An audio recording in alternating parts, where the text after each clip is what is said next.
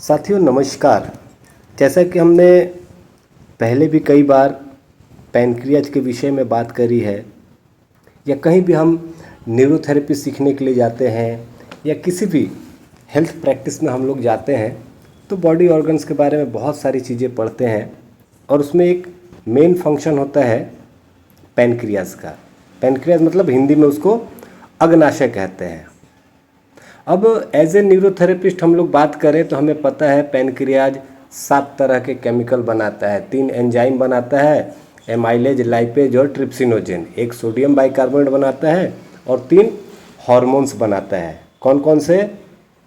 Somatostatin, glucagon और insulin. परंतु इन सब के बाद भी बहुत सारी ऐसी चीज़ें हैं जो पढ़ते समय हमें नहीं बताई जाती, हमें नहीं पढ़ाई जाती। तो आज वैसे ही विषय पे हम लोग चर्चा करेंगे। तो सबसे पहले समझ लेते हैं कि पैनक्रियाज या जो हमारा अग्नाशय है, यह अगर सही से काम ना करे तो हमारा डाइजेशन रुक जाएगा, खाना पचना ही बंद हो जाएगा और शरीर में बहुत तरह की समस्या आने लगेगी। तो समझेंगे, लेकिन पहले ये भी समझ लेते हैं पैनक्रियाज आखिर है क्या। तो पैनक्रियाज एक पत्ते का आकार का ग्रंथि है जो पेट के ऊपर बाईं तरफ तक फैला हुआ रहता है। लगभग इसका साइज 6 से 10 इंच लंबा होता है, स्पंजी होता है और लगभग ये पेट में बहुत अधिक हिस्से में ये फैला हुआ रहता है। छोटी आंत, एक तरफ इसके छोटी आंत होती है, एक तरफ लीवर होता है, एक तरफ स्प्लीन होता है। और ये जो पैनक्रियाज है ये डाइजेशन में बहुत बड़ी भूमिका निभाता है, क्योंकि यही जो है पैनक्रियाटिक एंजाइम्स बनाता है। ये एंजाइम का काम होता है कि हमारे खाने में जो भी ग्लूकोज है, शुगर है, कार्बोहाइड्रेट है, फैट है या प्रोटीन है, उसको तोड़ करके ये मौलिक बिंदु बनाता है। जैसे कार्बोहाइड्रेट को तोड़ करके ग्लूकोज बना देना, प्रोटीन को तोड़ करके अमीनो एसिड बनाना, फैट को तोड़ के फैटी एसिड बनाना, ये सारा पैनक्रियाज का काम होता है। इसके अलावा भी है कि ये कई बीमारियां भी हैं, जैसे पेट से जुड़ी हुई बहुत सारी बीमारियां हैं, शुगर की बीमारियां हैं, इनसे भी हमें बचा के रखता है। तो आइए इसके बारे में थोड़ा और चर्चा हम लोग करेंगे, लेकिन पहले समझ लेते हैं कि आखिर पैनक्रियाज का काम क्या है। पैनक्रियाज जो है हार्मोन बनाता है, अपना जो एंजाइम बनाता है, इससे पाचन तंत्र का मदद करता है। एक तरह से कहा जाए तो पाचन तंत्र को हेल्प करने में लीवर के बाद पैनक्रियाज का ही सबसे बड़ा हाथ है। ये केमिकल मैसेंजर भी बनाता है जो कि ब्लड के माध्यम से ट्रेवल करके अदर्स ऑर्गन्स को हेल्प करते हैं अपना काम करने में, जिसको कि हम लोग हार्मोन्स कहते हैं। तो एक चीज़ हम लोग देखेंगे सबसे पहले कि किस प्रकार से इसका कार्य पूरा होता है, क्या क्या कार्य ये कर लेता है। तो उसमें सबसे पहला तो जो सभी को पता है कि खाना पचाने के लिए पैनक्रियाटिक जूस बनाता है।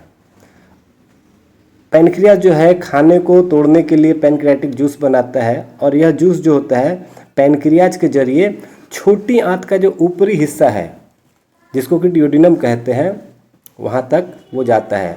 एक दिन में बात करें तो पैनक्रियाज लगभग 8 औंस तक ये एंजाइम्स बनाता है।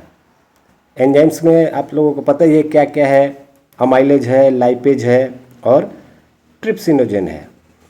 अभी लाइपेज जो है हम लोग सोचते हैं कि ये फैट को पचाने का काम करता है, बात बिल्कुल सही है, लेकिन इसके अलावा लाइपेज जो है, ये ध्यान रखिएगा, कहीं नोट डाउन भी कर लीजिए कि अगर किसी कारण से पैनक्रियाज में अगर लाइपेज नहीं बन रहा है तो नो डाउट फैट का डाइजेशन तो रुक जाएगा, लेकिन इसके अलावा vitamin A, vitamin D, vitamin E और विटामिन के, ए डी ई के, इन चारों विटामिन्स का एब्जॉर्प्शन भी बंद हो जाएगा। इसके अलावा प्रोटीन के ऊपर भी बहुत अच्छा काम करता है।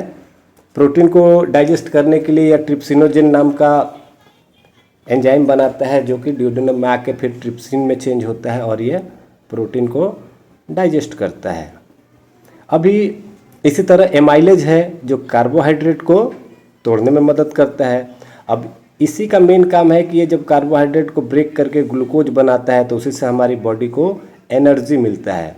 इसके साथ साथ पैनक्रियाज जो है यह इंसुलिन भी बनाता है डायबिटीज़ को रोकने के लिए। तो पैनक्रियाज में दोनों तरह के फंक्शन हैं, एंडोक्राइन भी है और एक्सोक्राइन भी है। आगे अगर बात करें तो यह ग्लूकागॉन नाम का भी हार्मोन बनाता है अल्फा सेल से, जो कि अगर किसी कारण से मान लीजिए लंबे समय तक भोजन नहीं कर पाए, बॉडी में एनर्जी की कमी हो रही है, शुगर की कमी हो गई, तो यह ग्लूकागॉन जो है ये ब्लड के अंदर शुगर को बढ़ाने का भी काम करता है। मतलब कुल मिला के ये है कि अगर पैनक्रियाज सही से नहीं काम नहीं करेगा तो ब्लड के अंदर या तो शुगर लो हो जाएगी या तो फिर हाई हो जाएगा। तो इतनी सारी जो बातें अभी तक मैंने बताई, इसमें कोई भी नई बात नहीं थी, ये सारी चीज़ें हम लोग को पता है पहले से ही। बट अब जो बात मैं कहने जा रहा हूँ वो बहुत ख़ास बात है। हमें ये पता है कि हमारे स्टमक के अंदर जब भोजन पहुँचता है तो उसको डाइजेस्ट करने के लिए वहाँ पे हाइड्रोक्लोरिक एसिड बनता है। लेकिन हाइड्रोक्लोरिक एसिड बनता कैसे है? तो 3 चीज़ों से मिलकर बनता है, एसिटिलकोलाइन, हिस्टामाइन और गैस्ट्रिन। हिस्टामाइन तो स्टमक में ही रहता है, वहीं पे बनता है, लेकिन एसिटिलकोलाइन जो है वो बाहर से आता है, वो न्यूरोट्रांसमीटर है, वो हाइपोथैलेमस के द्वारा आता है। और अभी तक शायद आप लोगों को ये नहीं पता होगा कि जो गैस्ट्रिक एसिड जिसको कि हम लोग गैस्ट्रिन कहते हैं वो कहाँ बनता है। वो भी पैनक्रियाज में ही बनता है ना? एकदम चौंकाने वाली बात। अब फिर से एक और चौंकाने वाली बात आप सभी के साथ शेयर करना चाहता हूँ। जैसा कि हमें पता है कि पैनक्रियाज का जो बीटा सेल है वो इंसुलिन बनाता है, लेकिन इंसुलिन के अलावा बीटा सेल्स एक और केमिकल बनाते हैं जिसको कि एमाइलिन कहते हैं। स्पेलिंग सही से आप चाहे तो गूगल पे भी सर्च कर सकते हैं, AMYLIN, एमाइलिन। यह भी पैनक्रियाज के बीटा सेल्स के द्वारा ही बनता है। और ये क्या करता है? ये भूख को नियंत्रित करने का काम करता है। अगर ये एमाइलिन बनना बंद हो जाए तो इंसान को बहुत ज़्यादा भूख लगने लगेगी और बहुत तेज़ी से उसका वेट बढ़ने लगेगा। तो इसका सीधा सा अर्थ यह है कि अगर कोई ओवर वेट का व्यक्ति है, किसी का वज़न ज़्यादा है और उसके घुटने में दर्द है, तो हम लोग न्यूरोथेरेपी से घुटने दर्द तो ठीक करते हैं, लेकिन वेट को नहीं कम कर सकते, क्योंकि अपने पास वैसा कोई आइडिया है ही नहीं कि कैसे वेट को कम करें। तो हम कहते हैं ठीक है चलो वॉकिंग किया करो, तेज़ तेज़ ये करो, वो करो, XYZ बहुत सारी चीज़ें करो। लेकिन यहाँ पे ये एक काम की बात है कि अगर हम उनके पैनक्रियाज के बीटा सेल्स के द्वारा ये एमाइलिन फिर से बनाना शुरुआत कर सके तो यह भूख को कंट्रोल करने में बहुत हद तक हेल्प करता है। तो उम्मीद करता हूँ यह पैनक्रियाज के विषय में छोटा सा सेशन आप लोगों के लिए बहुत अधिक ज्ञानवर्धक रहा होगा।